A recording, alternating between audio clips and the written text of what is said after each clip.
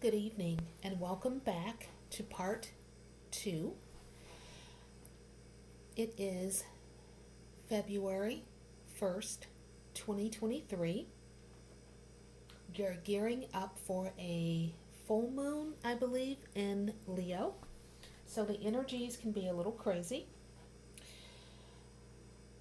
In our last video on Tuesday, January 31st, 2023,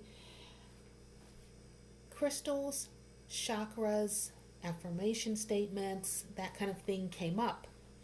And I thought it would be a good idea to continue to explore that. We talked about the chakras, and what I'll be doing is once a week going over our chakras. Chakras are energy centers in our body that run along our spine. Here's a picture of what they look like from Judy Hall's Using the Crystal Wisdom Healing Oracle. And in part 1, we did a grounding meditation that dealt with chakras, colors, that kind of thing, affirming statements. So in this reading or video, we're going to talk about our chakras, what they are. Like I said, energy centers that run along our spine. I believe it means spinning wheel in Sanskrit, spinning wheel. And you don't want them, you want them to be balanced. They spin, but you want them like not spun shut, but not too open, just in kind of like not too cold, not too hot, just right. And we'll talk about how these chakras get blocked, where they're located in the body. So as an overview, we'll use this little card that came with the chakra wisdom cards, again, Five Below Hala. And this little card, along with some of my notes, that came with the singing bowl. We're going to focus on the 7 main ones, although there are over 100 of our chakras. Our first one is our root or our base. I'm not even going to attempt to say the name, the traditional Indian name. The color is red, although the crystals we use, while they are red, you can use black and brown and red crystals to represent the base or the root chakra. It's located at the end of our tailbone, so near the sacral coccyx joint at the bottom of the spine.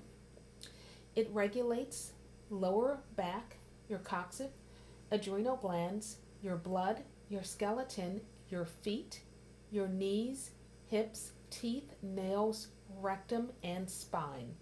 So pretty much things that support your foundation and things that support your foundation. It's associated with physical stability, security, self-sufficiency, and responsibility for self. Interesting. I recently got over bursitis in my left knee, and I thought to myself, where am I being inflexible in my life? But I didn't make that association that I was feeling somewhat unstable in my life. Interesting. And we'll just do an overview of the other chakras.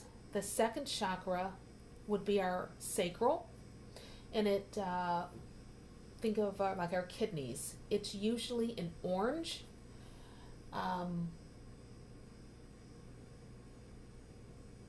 Like a carnelian, orangey kind of, yeah. So it's located about 2 to 4 inches below the navel, or 6 centimeters, and it regulates the ovaries or testes, kidneys, bladder, prostate, the pelvis, bodily fluids, adrenal glands as well, large intestines, lower back, sacrum. And it's associated with sexuality, sensuality, mentoring, and honoring and nourishing ourselves. Our third chakra would be our solar plexus, which is located in between the sternum, like underneath the sternum and above the navel. So kind of like right in the middle of the gut. Its color is yellow, and it regulates the pancreas, stomach, liver, gallbladder, small intestines, spleen, abdomen, sternum, and back from the 12th thoracic vertebra to the first lumbar vertebra. And it's associated with inner peace, personal power, self-confidence, self-worth, self-acceptance, and trusting and accepting our gut feelings. The fourth chakra is our heart chakra. Its color's usually green, although it can be pink. It's in the middle of the chest, and it regulates our thymus, our heart, our lungs, circulation, hands, shoulders, breasts, and upper back. And it's associated with love, generosity, compassion, and forgiveness. The fifth chakra is our throat chakra, located at our throat. The color is blue, and it regulates our thyroid, throat, mouth, teeth, jaw, neck, ears, arms, bronchial tubes, our upper lungs, our abdomen, and our tongue. It's associated with our communication, expressing our truth, our willpower, our truthfulness, setting boundaries, and our expression. Our sixth chakra is our third eye chakra. The color's indigo. It's located between the eyebrows, and it regulates our pituitary glands, our eyes, nose, sinuses, head, and face. And it's associated with wisdom, detachment, discernment, imagination, intuition, knowledge, and trusting in a higher source. Our seventh chakra is our crown. It's violet is the color, and it's associated at the top of our head. And it regulates our pineal gland, our skull and brain, and it's associated with grace, beauty, serenity, oneness with all, our divinity, selfless realization, understanding, and enlightenment. Now, for today's video, we are going to focus on our root chakra, which is our base, and it deals with grounding, stability, and safety. Hopefully you can see this. Let's get a little close. Maybe, there we go. And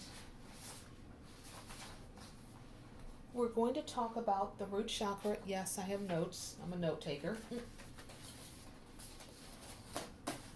How our chakras can get blocked, and usually it's from negative emotions. It can be from trauma, and usually unhealed things that we are suppressing, that it's like, oh, I didn't even think of that.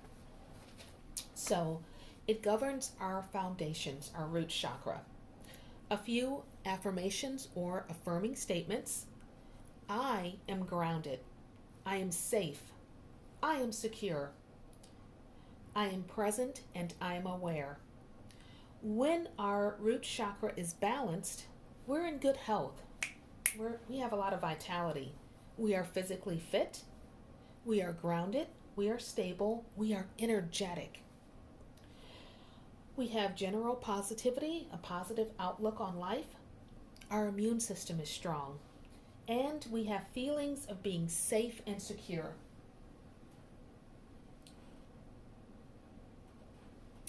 When they are unbalanced, we can be over or underweight.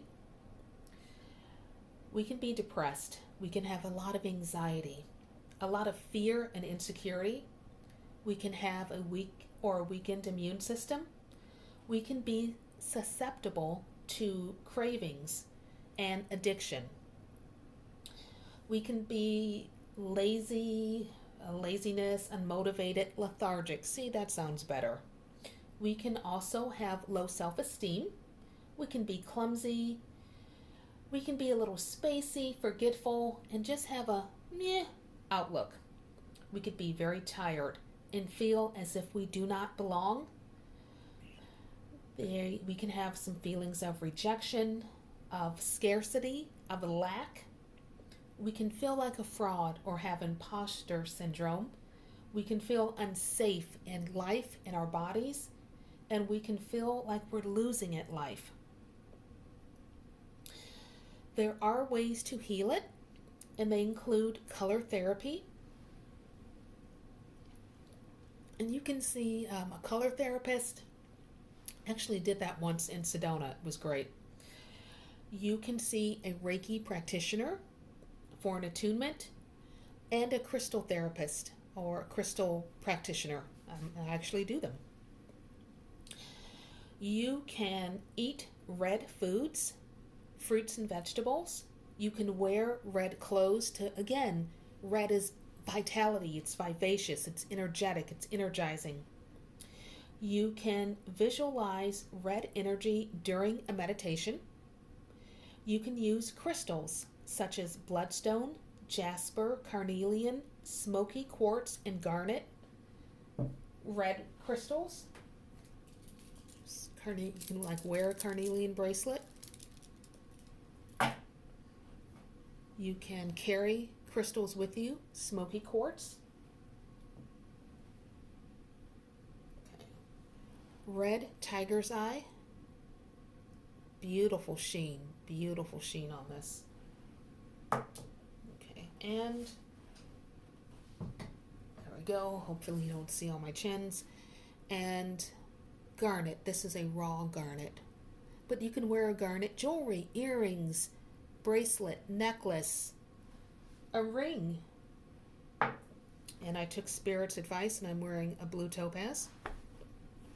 So that's one way. You can meditate with those crystals. You can keep them on your person. You can have them in your house. You can use oils if you like to diffuse essential oils. Cedarwood, patchouli, vetiver, ginger, clove. You can add those to a blend and use them. I would be mindful with the clove because it can be a little stingy. And of course, always use a carrier oil such as jojoba, coconut, almond, a sunflower oil. And baby, if all you have is some olive oil from Costco, use that. Also, oak moss is another one because it's very earthy, and the earthy things will help ground you. Sound therapy, using tuning forks, singing bowls, gongs. I actually went to a sound bath. Oh, sound baths are so healing, and you can often find them on Eventbrite and Meetup. But I went to one at the Studio Cleveland, a phenomenal yoga studio in Cleveland, so shout out to them. And it was Sonic Alchemy and the Gong Experience, and it was phenomenal. And literally all you did, we brought our yoga mats, a blanket, and a pillow, and we just relaxed and got a healing. It was lovely. This is their CD. And I'll turn it around so you can see their, okay, maybe not, because I am not trying to be on camera, but here's what their information looks like.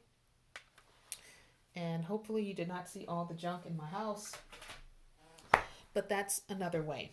So, sound therapy, chanting LAM, L-A-M, during meditation, using those binaural, hopefully I said that right, beats. I YouTube them and they're great. The frequency is 256 hertz, and that will help clear and heal your root chakra. And then doing earthing or grounding. If you can get outside where you live, walk barefoot in the grass, hug a tree. They also sell grounding mats. So that is another way in connecting with nature. And if you're inside, connect with your plants. Do some indoor gardening, start some seeds, some planting, some, see whatever, herbs, vegetables. You can eat red fruits and vegetables, as well as increase your consumption of root vegetables, gourds, pumpkins, squash, apples, carrots, potatoes, sweet potatoes,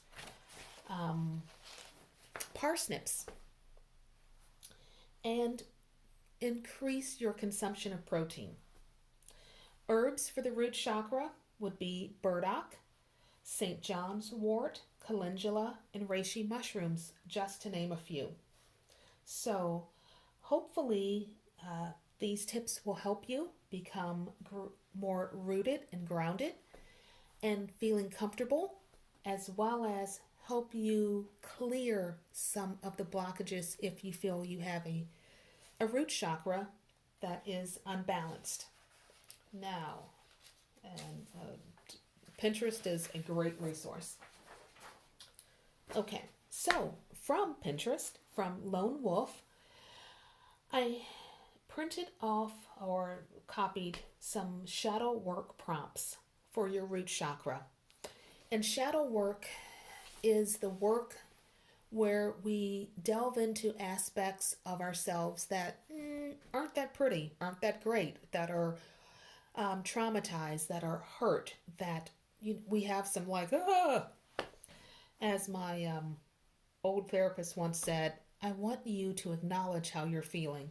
And I was like, that sounds horrible. Why would I do that?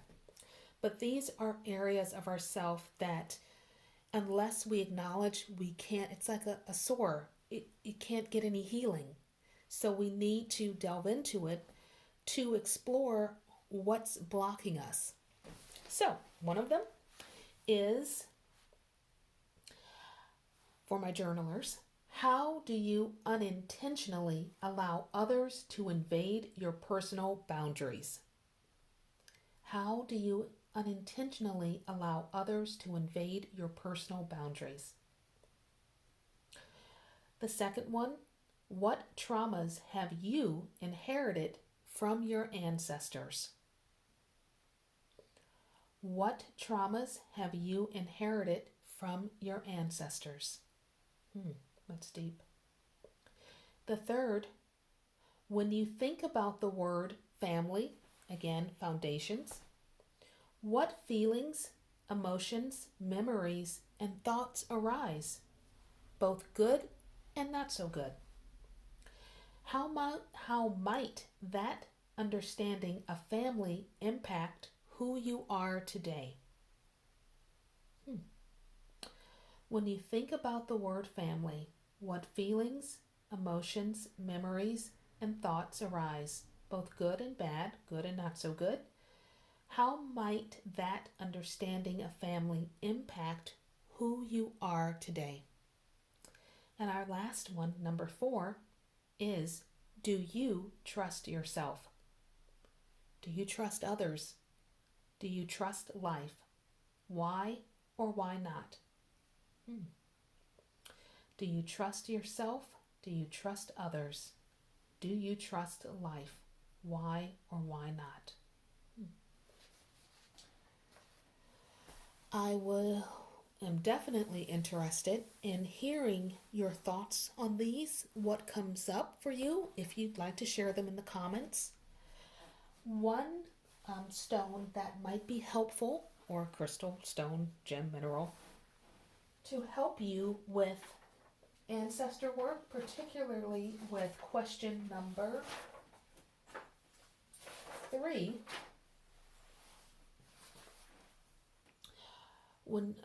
Or number 2, sorry. What trauma have you inherited from your ancestors? Is Muakkite jasper.